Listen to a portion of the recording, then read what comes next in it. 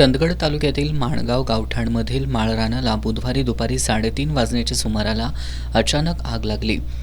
या आगीनं काही वेळातच रौद्ररूप धारण केलं। बघता बघता सुमारे 15 एकर परिसरात पसरलेल्या या आगीनं गवताच्या गंजी, ठिबक सिंचनच्या पाईप, पॉली हाऊस, पोल्ट्री फार्मचं कापड, ऊस बियाणं आणि ऊस रोपांचं मोठ्या प्रमाणात नुकसान झालंय। या दुर्घटनेत डॉक्टर संजीव पाटील आणि सुनील पाटील यांचे पॉली हाऊस जळून सुमारे 10 ते 12 लाखांचं नुकसान झालंय।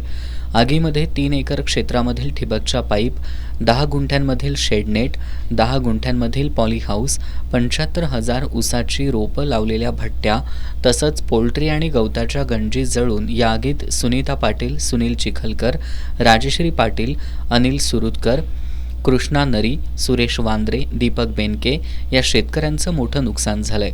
आगीचं नेमकं कारण समजू शकलेलं नाही। दरम्यान माणगावच्या माळरानावर मुख्यमंत्री सौर योजनेच्या दुरुस्तीचं काम सुरू असताना ही आग लागल्याचा आरोप शेतकऱ्यांनी केलाय। आगीचं रौद्ररूप पाहून कंपनीचे कर्मचारी पळून गेल्याचंही त्यांनी सांगितलं।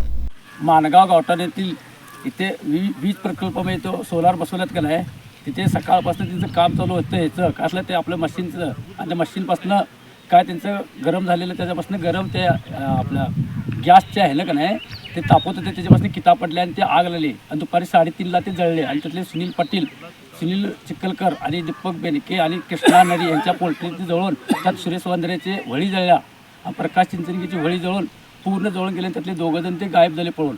आज सकाळी माणगावचे तलाठी संतोष बोटीकर, सरपंच रेणुका नरी, तंटामुक्त गाव समितीचे अध्यक्ष शामराव बेनके, पोलीस पाटील सट्टुप्पा सावंत, उपसरपंच बाबू दुकळे, अनिल सुरुतकर यांनी या दुर्घटनेचा पंचनामा केला।